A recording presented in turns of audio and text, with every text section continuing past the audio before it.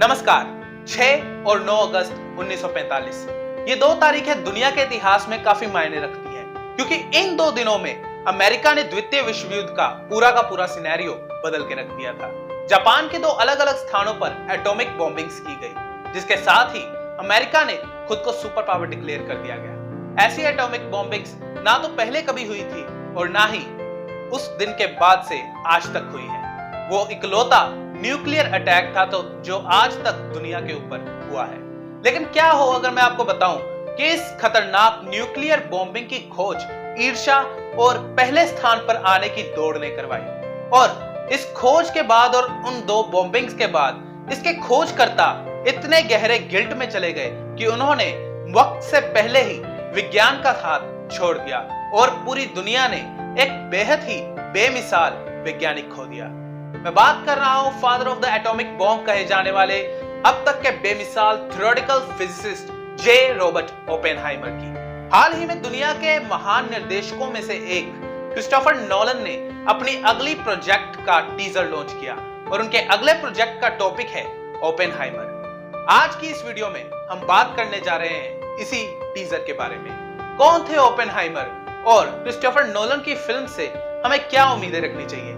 जैसा कि हम जानते हैं कि अगर क्रिस्टोफर नोलन की फिल्म आए तो उम्मीदें हाई से थोड़ी ज्यादा चली जाती हैं, इसलिए बेहद ही दिलचस्प होगा देखना कि इस बार ओपेनहाइमर के जरिए क्रिस्टोफर नोलन हमारे लिए क्या लेकर आ रहे हैं। चलिए जानते हैं आज की इस वीडियो में about Christopher Nolan's next project Oppenheimer.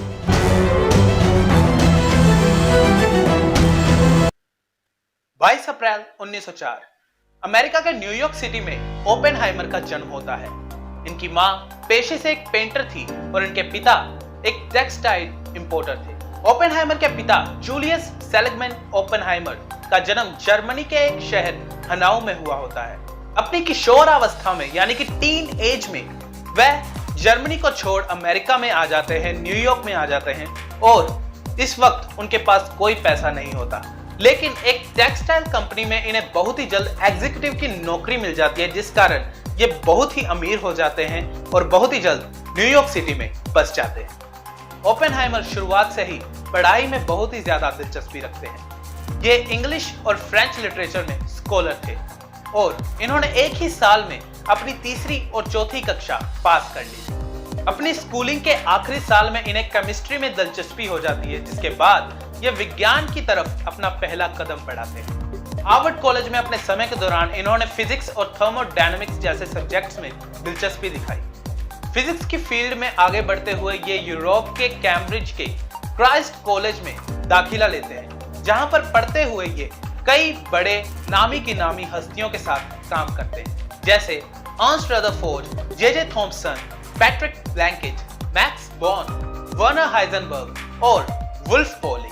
इन सभी के साथ ये अपनी शिक्षा प्राप्त करते हैं और फिजिक्स की थीसिस में इनके साथ ही काम करते हैं। ये सभी भी विज्ञान की दुनिया में आगे चलकर बहुत ही नामचीन हस्तियों के तौर पर जाने गए हैं। मार्च 1927 तक ये अपनी डॉक्टर ऑफ फिलोसफी पूरी कर लेते हैं। यूरोप में यूनिवर्सिटी ऑफ गोटिंजन में अपने समय के दौरान ये दर्जनों थीसिस लिखते हैं, जो आगे चलकर आज विज्ञान के क्षेत्र में सभी वैज्ञानिकों के लिए और विद्यार्थियों के लिए सॉल्यूशंस ढूंढने में काम आती है। इनकी कई मशहूर थ्योरीज में से एक है बॉर्न ओपेनहाइमर एप्रोक्सीमेशन। शिक्षा पूरी करने के बाद यानी कि अपनी स्टडीज पूरी करने के बाद ये लगभग 13 साल पूरी दुनिया में घूम कर अलग अलग कॉलेजेस और यूनिवर्सिटीज में स्पेशल लेक्चर्स देते हैं और साथ ही साथ दर्जनों थीसिस भी लिखते हैं। लेकिन इसी वक्त के अंतर्गत द्वितीय विश्व युद्ध शुरू हो चुका था और इनकी जिंदगी का वो पल जिसे ये अपनी जिंदगी की सबसे बड़ी गलती मानते हैं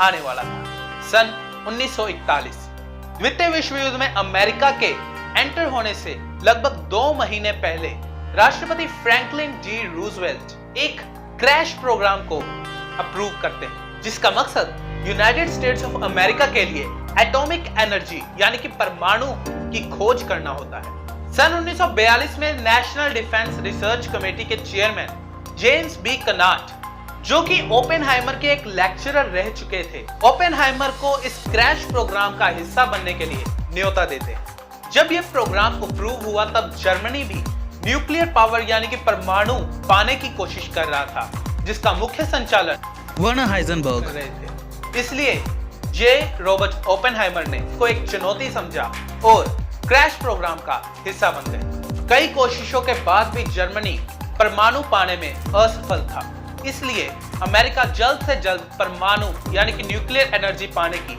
कोशिश कर रहा था। इस क्रैश प्रोग्राम को नाम दिया जाता है प्रोजेक्ट मैनहट्टन और यहीं से ओपेनहाइमर की जिंदगी बदल जाती है। इस प्रोजेक्ट के हेड बनते हैं मिलिट्री इंजीनियर लेस्ली ग्रुव्स। ओपेनहाइमर और ग्रुव्स दोनों साथ मिलकर एक ऐसी जगह की खोज में लग जाते हैं जहां पर वह अपनी सीक्रेट लेबोरेटरी बना सके, जहां पर एटॉमिक बॉम्ब की खोज की जा सके और पूरी दुनिया से ये एक गुप्त मिशन रहे। नवंबर 16, 1942 को ओपेनहाइमर ने एक ऐसी जगह चुनी जिसे वह पूरी तरह से जानते थे और छोटा सा शहर होने के कारण आबादी का खतरा भी कम था।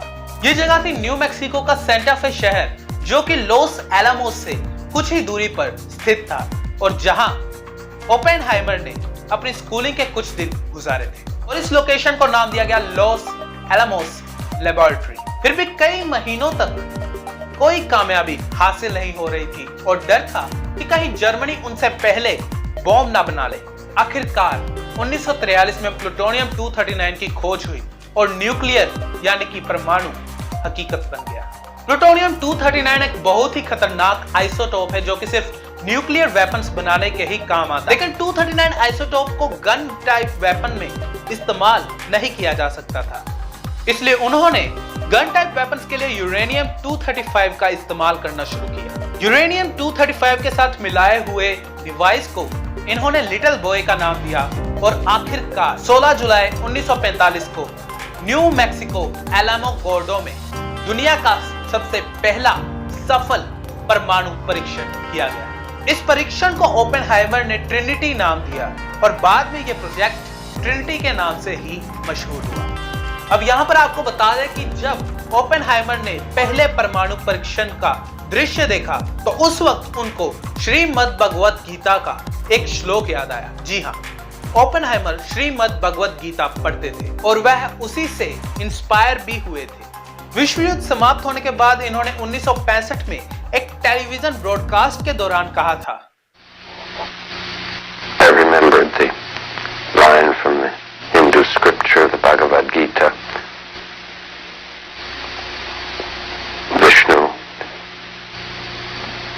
is trying to persuade the prince that he should do his duty, and to impress him takes on his multi-armed form and says, "Now I am become death, the destroyer of worlds." I suppose we all thought that one way or another.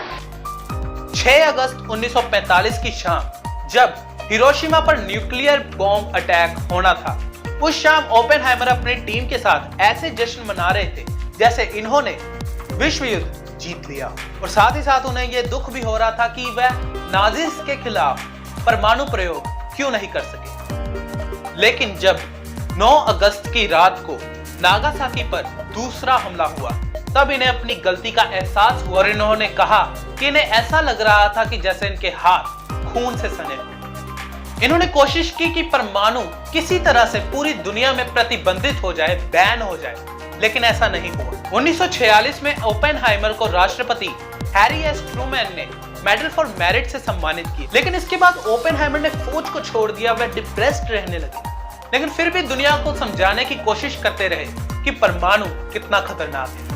धूम्रपान यानी कि smoking करने की आदत के कारण इन्हें गले का कैंसर हो जाता है। इसके चलते ये 1967 में न्यू जर्सी के अपने घर में आखिरी सांस लेते हैं। ओपेनहाइमर की लाइफ स्टोरी सुनने में इतनी दिलचस्प है तो देखने में कैसी होगी। बस इसी विजन के साथ दुनिया के महान फिल्म निर्देशकों में से एक क्रिस्टोफर नोलन अपने अगले प्रोजेक्ट ओपेनहाइमर का टीजर लॉन्च करते हैं। यह फिल्म अगले साल 2023 में रिलीज होगी। फिल्म के टीजर से अब तक सिर्फ यही पता चला है कि आयरिश अभिनेता सिलियन मर्फी, जिनको हम नेटफ्लिक्स के मशहूर वेब सीरीज पीकी ब्लाइंडर्स में देख चुके हैं, ओपेनहाइमर का किरदार निभाएंगे। यह शख्स अपनी फिल्मों के जरिए आपके दिमाग के साथ कुछ ऐसे खेलेगा कि आप खुद नहीं समझ सकेंगे कि कब क्या कहां हो रहा है, और जब तक समझोगे गाड़ी छूट जाएगी। नोलन की फिल्मों में स्क्रीन प्ले इतना साइकोलॉजिकल होता है कि आपको इनकी कोई भी फिल्म एक बार में समझ नहीं आएगी। अगर आपको क्रिस्टोफर नोलन की फिल्मों को समझना है तो कम से कम 6 से 7 बार देखना पड़ेगा। यह भी एक कारण है कि यह दुनिया के सबसे सफल निर्देशकों में से एक है, क्योंकि ऑडियंस इनकी फिल्म को समझने के लिए थिएटर्स में बार बार जाती है और इस मुकाम पर पहुंचने के लिए लगती है जी जान से भरी हुई डेडिकेशन। इनकी आखिरी फिल्म टेनेट का स्क्रीन प्ले लिखने में इन्हें 4 साल लगे थे और कसम से कह रहा हूं, मैंने भी टेनेट 5 से 6 बार देखी और अब तक समझ में नहीं आई। अगर बात करें इनकी फिल्मों की तो इनकी सफल निर्देशित फिल्मों में memento, Interstellar, Batman trilogy, predestination और टेनेट का नाम जुड़ता है, जो कि दुनिया के इतिहास में सबसे सफल फिल्मों में से एक मानी जाती है। उम्मीद करते हैं कि नोलन हर बार की तरह इस बार भी हमारी एक्सपेक्टेशन पर खरा उतरेंगे और ओपेनहाइमर द मास्टरपीस देंगे। उम्मीद करता हूं कि वीडियो अच्छी लगी हो, और क्या फिल्म अच्छी लगेगी ये तो अगले साल ही पता चलेगा। अगली वीडियो तक मुझे दे इजाजत। जय हिंद, जय भारत।